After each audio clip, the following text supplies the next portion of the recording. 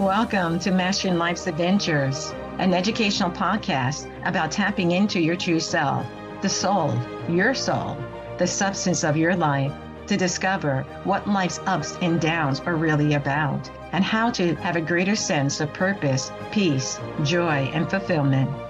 I am Dr. Judith Holder, your host, coach, psychologist, fellow seeker who enjoys diving into the connections between spirituality, psychology, wellness, and your everyday life's adventures.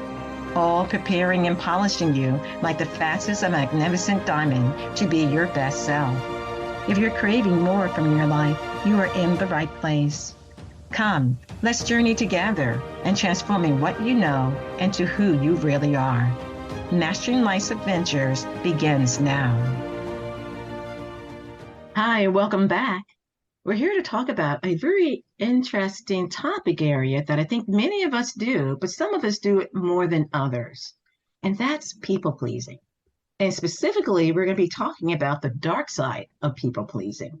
And my guest is Louisa, and she'll share a little bit about herself, and then we'll go right into the topic and just discuss about this whole issue of the dark side of people pleasing.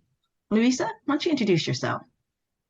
Hi, everyone. I am Luisa Valentin. I'm an empowerment wellness coach. I help empower women to discover their strengths to achieve their optimal state of mental, physical, and spiritual health by learning to prioritize themselves to create these lifestyle changes to have lasting results versus short-term transformations that don't stick around. And I myself have fallen into this trap of people pleasing, and it really started when I was young, a child even, where I always wanted to be around the adults. I wanted to stay up under my mother's arm. So what did I do? I always did the things that made everybody happy. I was the good child who was quiet, who did the right things, who pleased everyone, especially the adults. And I took that into school with me and into my friendships and my relationships. At first, it was like, oh, wow, I'm getting all of this praise and I get to do all of these exciting things. But eventually, it just kept taking more and more out of me. It broke me down to be able to make room to please everyone else. You know, you're bringing up an important thing with people pleasing, and that is, I was just thinking about how the soul sometimes is as if we're people pleasing others, which is the ego, wanting that attention, wanting that opportunity for people to say, look at me, I'm good, I'm great, I'm whatever. But what we don't do is we don't look at the soul, and the soul wants to be pleasing in your eyes. And in actuality, it's as if it's silent, it is not seen.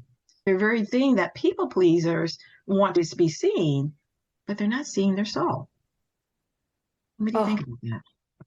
Precisely. That's exactly what happened to me. My soul wasn't being seen. I wasn't able to fully shine because I didn't have time to shine. I didn't have the space for it because I was worried about what everyone else needed, what their values were, and how could I help uphold them for them? How can I do the things to make everyone else happy? And my happiness didn't quite matter. And I started becoming a shell of a person versus the person that I could very well be. Yes. And in fact, what you're saying is through worry creates a barrier between the true self and who we really are. It actually starts to build more of the synthetic self, like synthetic clothing we can wear, or the fabric has been synthetic. And also you said that the thing about it actually moves us past our values and moves us into being what other people's values are, which may be counter to what is truly ourselves. So when you say, I start to move further away from myself and a shell started to happen and this hollowness that occurred, and that is the very thing that creates now this separation from what the soul's needs are, which is the substance of our life, our soul. But we're thinking these other things outside ourselves that's pleasing to other people is where the substance should be. And in actuality, that's not the case. It just makes us feel more hollow, as you were saying. Yes, definitely. And I didn't have my own identity because I became who everyone else thought I was or who I should be. And that was draining itself because I had to keep on perpetrating this persona for everyone else and not for me. So maybe sitting alone, I might think, oh, wow, what would it be like to experience this same happiness or somebody else doing something that would just help bring me joy. But I didn't have it because I didn't speak up for it. I didn't speak up for myself. And I can't even put the blame on the other people because I was allowing it to happen. Mm-hmm. I just kept on moving forward because I wanted to make everyone else happy. Now, sometimes we're not aware of how far we're going down the road of people pleasing. And we're just thinking that it's something that I've done. It's become more of a habit to me. I'm realizing that I'm not necessarily happy in people pleasing, but it's what I know. And so what I continue to do. So that's one aspect. And the other aspect of the people pleasing is sometimes it builds up this inner anger, frustration within oneself because it's as if I'm helping everyone else, but no one's looking to help me. And this is what you're alluding to. And say, it's like, what's going on here? But we still continue to do the people pleasing. And then until it gets to a point that it's like, you know what? I'm not too angry and I need to, change up on this. Or it may be a process of saying, and reflection, where's this getting me? How is this honoring? Do I know what my values are? Because sometimes we don't know what our values are. Do I know what makes me happy, as you said earlier? Because sometimes we're so focused on others, we don't know, just as we don't know our soul and what's pleasing to our soul and how we want to cultivate and grow our soul. Thoughts about that? Oh, I completely agree. And that's exactly what was happening with me. I first thought making people happy was making me happy and joyous and feel good. But I was getting more and more frustrated. I was getting angry at the people who were asking things of me, but I never put up a single boundary. I always said yes. And if you allow something to happen, people are going to accept it. Mm-hmm. And if you don't ask for anything in return, people don't tend to just offer it, especially because they don't think you need it.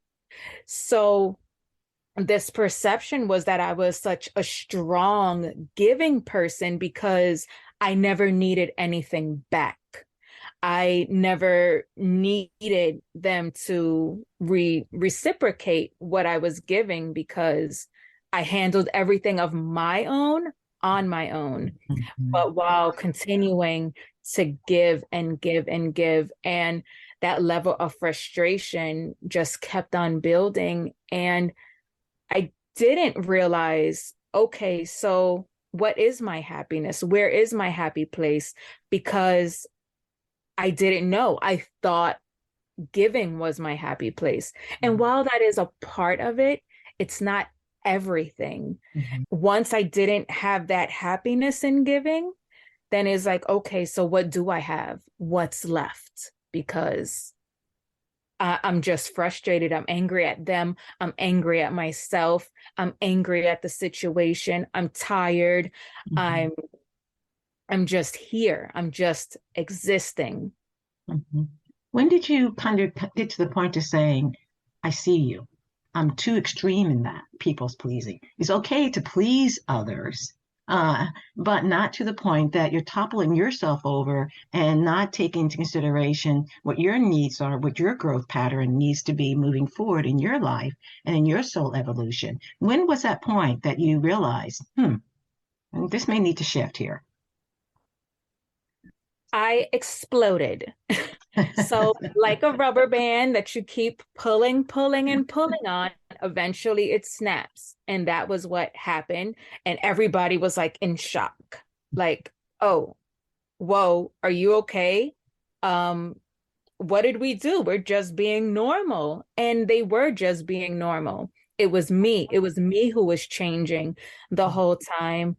Mhm. And then that's when I decided, okay, I can't I can't keep blaming everyone else if I'm going to keep letting everybody be this way with me. So I didn't go from 0 to 100. Mhm. I just started putting up small boundaries. And maybe I wouldn't just say no, but I would say, all right, not right now. I'm doing X, Y, and Z. I'll come check on you later.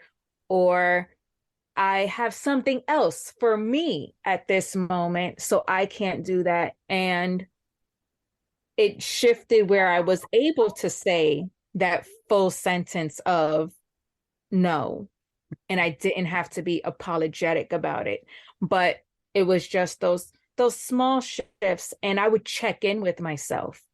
I would check in to see, okay, how did that feel? How did I feel? Because originally in the beginning, it feels a little Awkward. guilty. Mhm. Yes, it's definitely awkward. It's strange. It's like, all right, this is not my normal. But even with that, there was a little spark of something. And I was like, okay, all right, this is working. I can continue, I can move forward and put up a bigger boundary. And that's how I was able to create the space to find myself and my enjoyment again. Well, my thought, something that happened to you that you innately knew that you need to do this in incremental steps. You couldn't just go cold turkey Yeah. with this. What was that happened for you that you said, I can do this incrementally and check in with myself, as I heard you say? Every time I have tried to do something from 0 to 100, whether in my fitness journey, whether trying to learn a new topic, I would fail if I just went all in.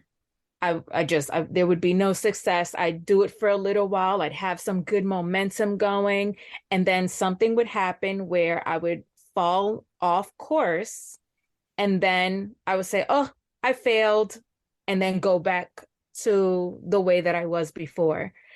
And at this point, I just knew if I tried to be as hard and extreme as possible and go all in, I would end up not being able to keep those boundaries up. My boundaries would be bigger than I was able to hold. Mm-hmm, mm-hmm. It's as if sometimes we know we want to lift the weight, like you're saying you do exercise. We have to lift the weight, and we think we're going to go for the 50 pounds right off and hit. And it's like, oh no, that doesn't work. I need to do 5, 10, and build up to 15, 20, and do some reps around it to be able to make sure I can sustain it. And that's what I'm hearing you're saying. In terms of sustainability wise, incrementally is one of the best ways of being able to do something and make sure that you can continue to be able to do it. But there was something else you said too, which is about this spark that happened for you. And when you said that spark, I thought about the soul. And the soul is like saying, you're freeing me.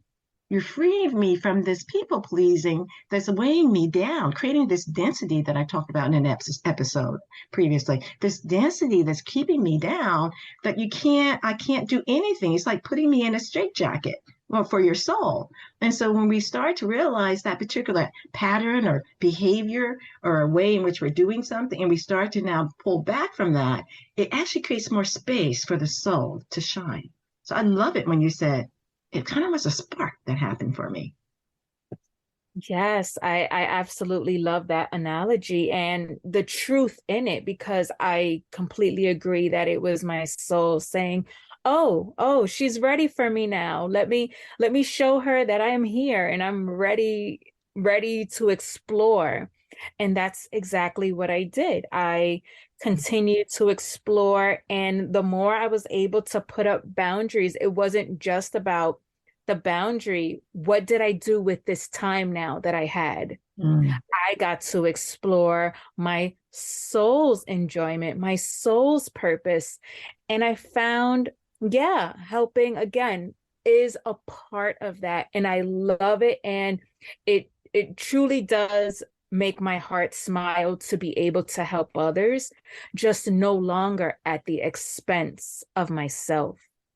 Right, exactly. Because I think one of the qualities of the soul, along with the sensitivity, is the desire to serve, the desire to give, the desire to be able to give treats out in special ways and thoughtful ways. And that's all qualities of what the soul wants to be able to do in order for it to shine and continue to grow. Is in through those experiences of giving and the right balance and in the right way and the right motive for why we're doing things that allows our soul to feel like, okay, we're on course, we're moving in the right direction. Yes, exactly. And also something else with doing it in increments, it let me know I was safe. Mm. Because something else that I had always been afraid of was people being upset or disappointed with me if I Right. didn't give my all. But by doing it in those small spaces, oh, they don't hate me. They're not upset. They're not angry. Like they can accept it. And there is space for them to give and space for me to receive also. So with my boundaries going up, it wasn't just a wall, it was a door Mhm. where it allowed a two-way flow Mhm. versus just me going full 100 and putting up that wall. And there were some people who weren't happy, who were upset that I was putting up boundaries, whether small or large. And maybe those weren't my people. And that's okay. The And one, that's, go yes, the ahead. ones that I needed in my life were understanding and accepting of it. Exactly. And that's sometimes what we have to be aware of is that we have to be accepting of the fact a part of this moving out of the people pleasing and moving into being who you really are is some people are going to like it and some people are not going to like it. And in fact, as long as your motives and your intentions are pure and kind and harmonious, then you know what? You have to allow them to be you. You do you, I do me. And no hard feelings, but that's okay because everything has a season and cycle. Some people come into our life for a certain experience and for a particular reason, and then they flow back out of our life again. And that's okay. One of the things about people pleasing, we don't realize it's a subtle form of control. We want people to like us. So we're trying to do those things and we don't realize underneath is the issue of control because I can do this for you, then you're going to like me, right? And I can do this and you're going to like me, right? Or accept me or appreciate me or include me or whatever it may be. And we all have some of that desire wanting all those things, but we don't want to have it overboard and realizing what is the motive for what I'm doing, for what I'm doing. What's my motive? And so that helps to keep the people pleasing intact a little bit. It's like saying the ego wants this for attention, approval, acceptance, or whatever. And it's like, no, that's my ego doesn't need to shine that way. It is my soul self that I want to shine. And I wanted to do it in the purity in the right direction that serves and helps others in some particular ways. Oh, I absolutely love that because it is so true. Because if I'm doing it just to please others, and again, I'm not being authentically me, it's for that boost that I was initially getting of the praise and the, oh, she's so good and all of those things. But now when I'm giving, when I'm sharing myself, it's not about my ego and boosting it. It's because it's from that place of authenticity where, no, I genuinely want to do this for the people that I am doing it for. It's not for that ego pleasure. It is for that soul pleasure. Yes, exactly. And it's the soul pleasure that is one of the analogies I use is some experiences we have to skateboard through, you know, and we just observe and see what's going on and enjoy being on the skateboard and realizing, you know, if we fall off, that's okay. We'll get right back on and keep on moving along. And the soul says, thank you for that experience because we're doing it from the point of enjoyment of being on that skateboard for those who like to be on skateboards. Some others do not.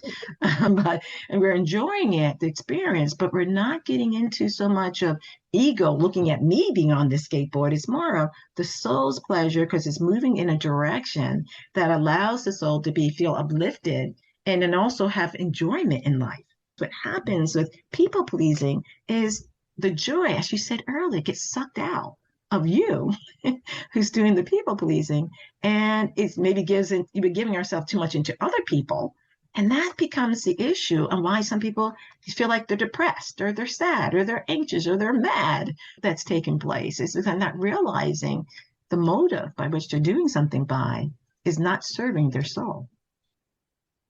Yeah, it really was not serving my soul. So I know that from the experience of living through it and transforming with it and just creating this new reality for myself where I'm no longer a people pleaser. I am a giver of time, a giver of care, but people pleasing is no longer in my everyday vocabulary or thought process. I am not the picture in the dictionary anymore under that. And it's just about deciding that you get the chance to create the new reality that you do want. And that was something that I was able to do once I put the people pleasing aside and put the boundaries up. I got to say, okay, who am I? And this is where I started to learn myself again and realize that I am strong, even if not in the same way they thought, because there's strength in vulnerability. There's strength in being able to accept help from others. And when you're just people pleasing, you don't have that. You don't have the space for it because when are you going to allow yourself to be vulnerable? Because there's too much to do. There's always so much to do if you continue to always do all the things all the time for all the people. There's no space for you. Yeah, it's as if we are so externally focused on doing things for other people all the time. And we're always, and you said it very nicely with this time issue, it just gobbles up all our time so much that in fact we are obsessed with doing it for others and have now created a desert for our soul.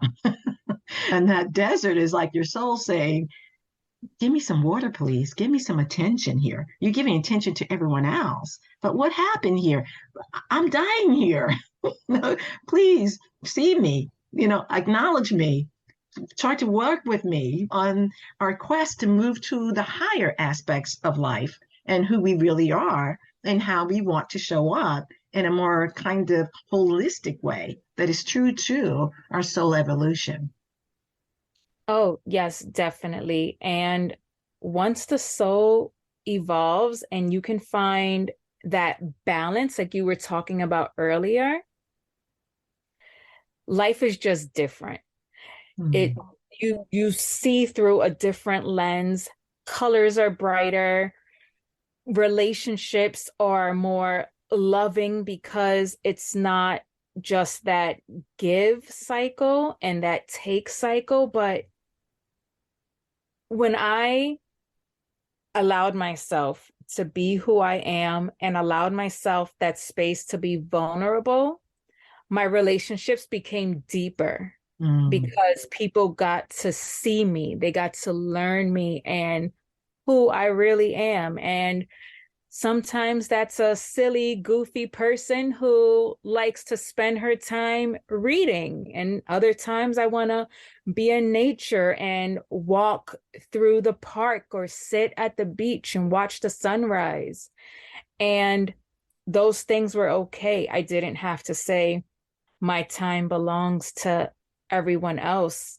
It's mine, and I'll share some of it with you. You can come do some of those things with me, or I may want to do it by myself, and that's okay too. One of my favorite things to do is to go ice skating alone, because I just like zooming around the rink and not having to worry about holding this friend up, or is so and so okay?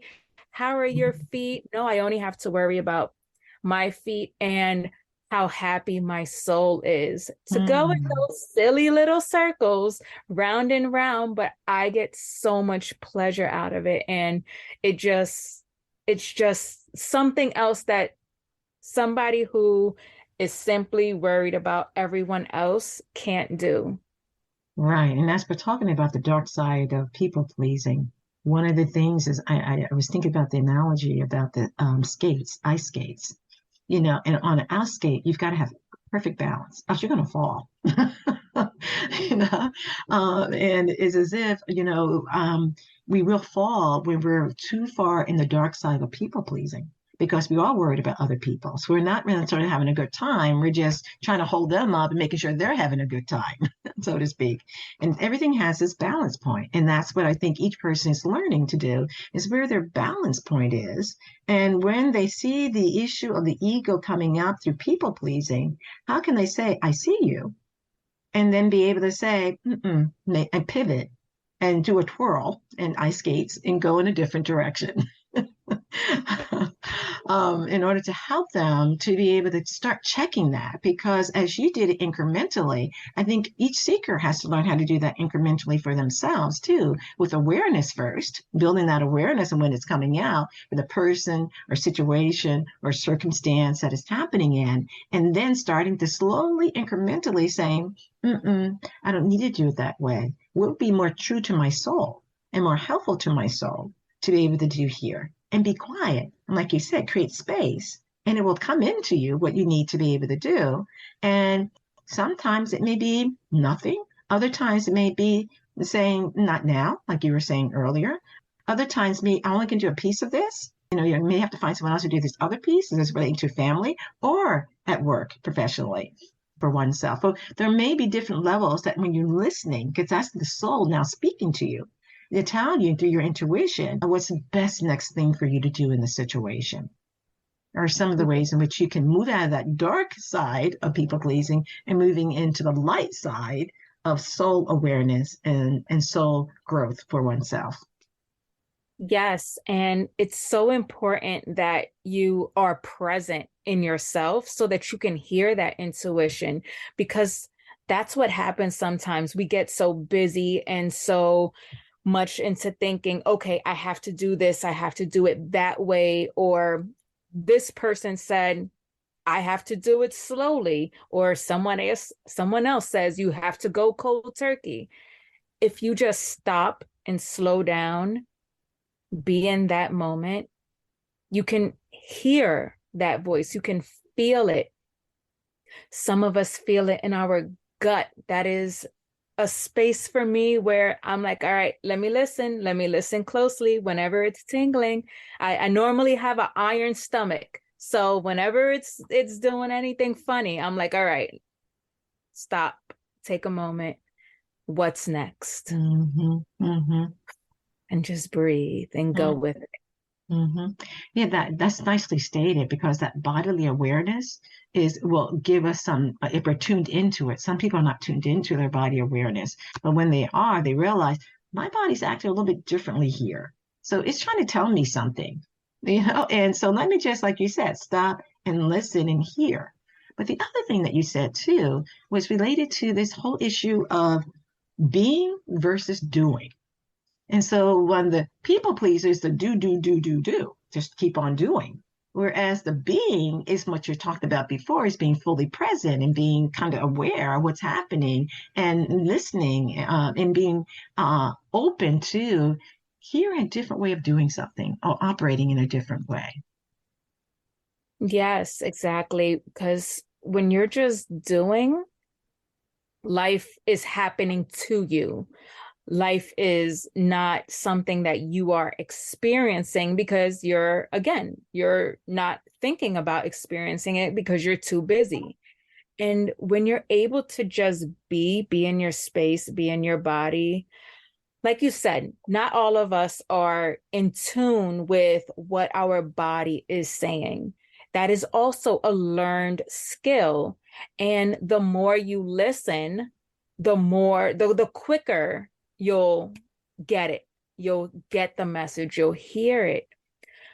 So that's something that slowing down can really help you do. And I like to do that, whether it's through journaling. I'll Mm-hmm. sit and I'll just write out my thoughts, whatever is coming to my mind right now, because that's in the present. That's bringing me to the here and now. And others maybe with meditating. And that's something else that I do. And just taking those slow, deep breaths, because as you continue to get in tune, everything else can get louder within. You can start to shut out everything that's external for you, that is trying to tell you where you should be, what you should be doing. And when you allow that soul to speak to you, that intuition, that inner knowing, it it just tells you sometimes, hey, slow down, take a moment for you. Mm-hmm.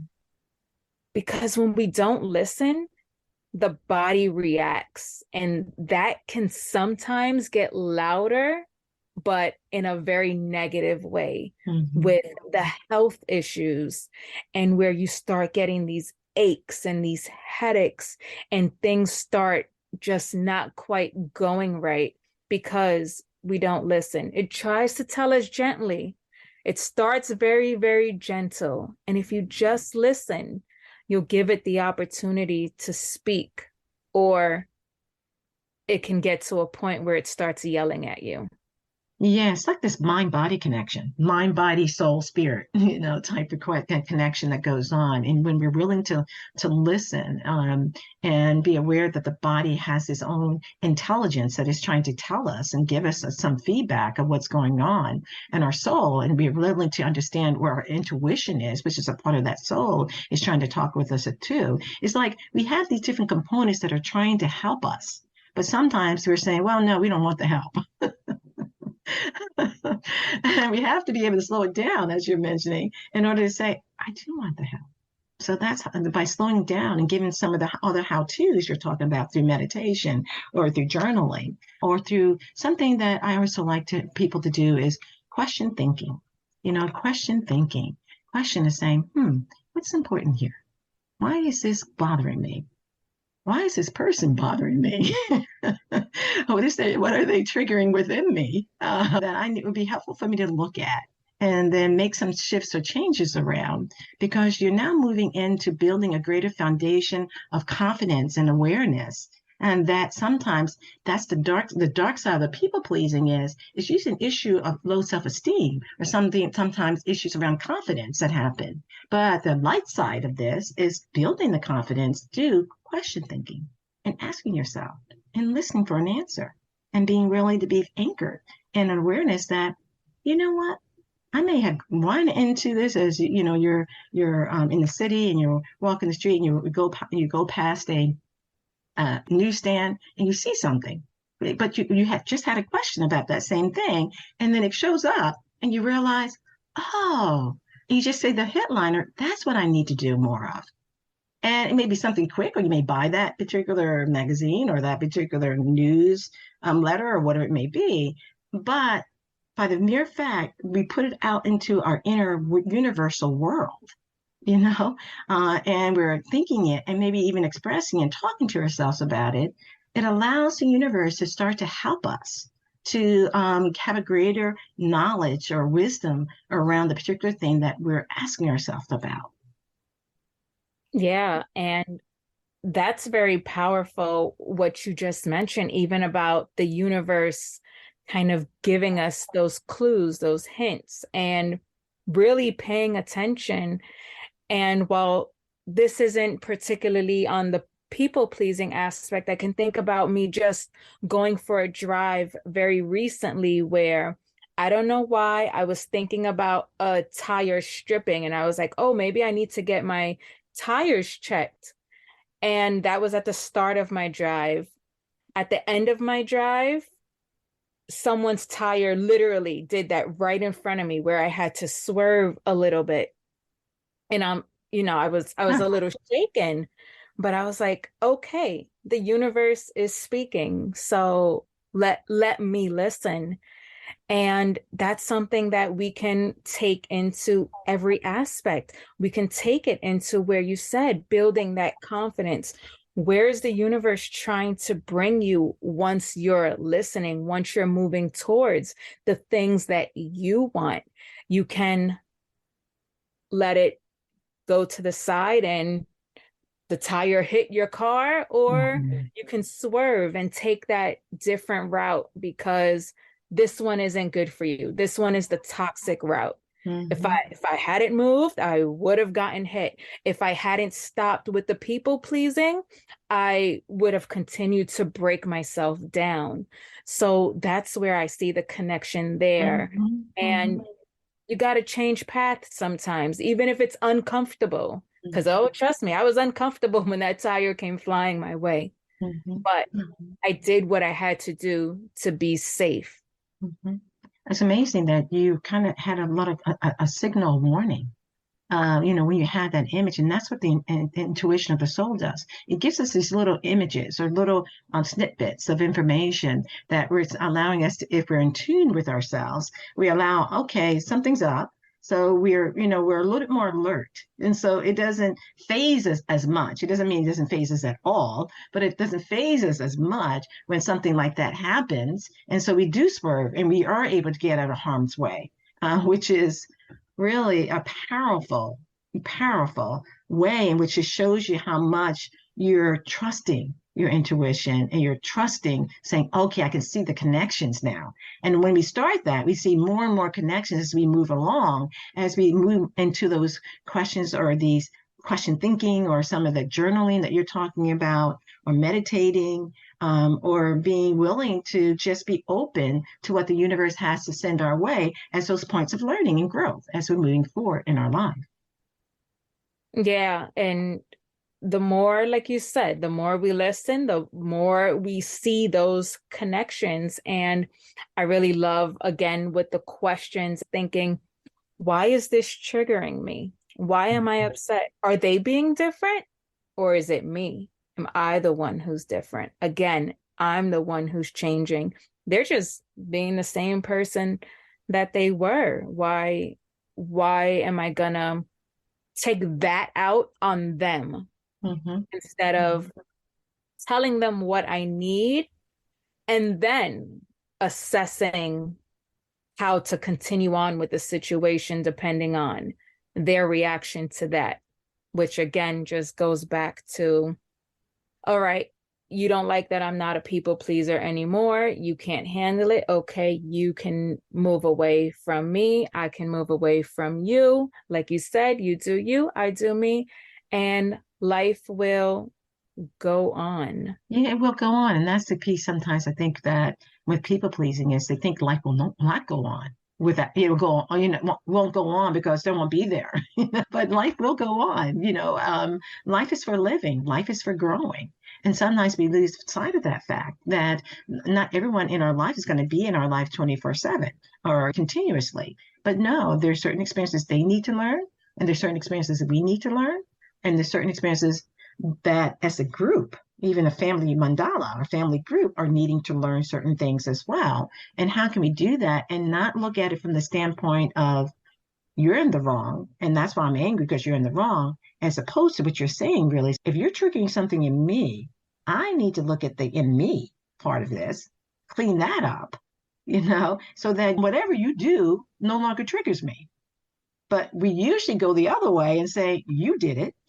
you blame the other person and don't think we have to make any changes. But life is for growing, as I said earlier. And so the soul wants to grow. It wants to learn the lessons. It wants the mastery around the situation. So whatever emotion it may be or whatever behavior may be, it wants to master that. And that's what we're up to, is learning to be alert to how we can gain greater mastery incrementally along each life experience that we go through. Yeah. And as long as we're open to working through this journey and knowing that it doesn't just come in the blink of an eye, you will grow, you will ascend to where your soul is aiming for, but you just have to be open and willing to take the chances, willing to rock the boat a little bit, because it's not going to be all a simple, easy, pleasurable journey there. You'll zigzag and create the space to do it. And sometimes you got to go with your hatchet and break through the weeds of things, but you'll find your way as long as you're open. Yeah, I totally agree with that. And as we're kind of winding down this segment, it is as if the awareness that just because we have bumps along in the road, it doesn't mean that life is terrible. It means that it's there for us to grow and advance by. It's there for us to be aware of when we're people pleasing overly amount, or when we need to be really aware of that and start changing that and start focusing on the values, as you said earlier, the values of who we are, or getting more in tune to what is that soul needs through journaling. So there's different things that you've mentioned. I think it's wonderful for seekers to hear. And I'm wondering if there's any type of tip or hidden gift or that you want to share with the listeners that you received as you've been going your life's path in terms of your experiences? Sure. I would say creating happiness from within so that you're not looking for it from those external factors, from other people. And that starts with simple things like having a happy song. There's a certain song that I will play when I need to boost up my mood, and including things that I love into my day so that I know I love all the people that are in my life that are a part of it, but I don't need them to create my happiness. They should be adding to it, not making it exist. So I do things that will bring that happiness to me, and I work on putting my needs above all else. If you're not sleeping well, if you're not eating well, if you're not taking care of your body, how can you have joy? How can you have anything? Your quality of life dwindles. So I take care of my base needs, because then I can be happy, because I'm not going to be happy in a sick body if I'm in pain all the time. There may be happy moments, but that inner joy doesn't usually tend to be there. So these small things, it really does add up. I really believe in small changes to create big results. Oh, nicely said. And I just one other comment that you said is that when you're able to have those balancing aspects that you're talking about, then it creates the inner space of the environment for the soul to grow to. Just as you're growing externally, you're growing internally as well. So if they want to reach you, Louisa, how would they get in contact with you? Sure. If anybody who would like to work with me, you can find me on my website, louisavalentin.com. coach. If you just want to get to know me and engage, communicate, and chat, you can find me on my social medias at Coaching with Louisa. That's on Facebook, Instagram, LinkedIn, all the things. Excellent. Well, it's been a delight to have this conversation with you. And I think our seekers have enjoyed hearing your pearls of wisdom. And we look to having you back for another segment of Mastering Life's Adventures. Thank you for joining me for this episode on Mastering Life's Adventures, being your best self through soul evolution. If you have enjoyed what you've heard today, I would be delighted if you would share this episode with others, leave a thumbs up, and subscribe to my Mastering Life's Adventures podcast. Look forward to your joining the next episode. Please leave any comments or suggestions you might have below. Bye for now.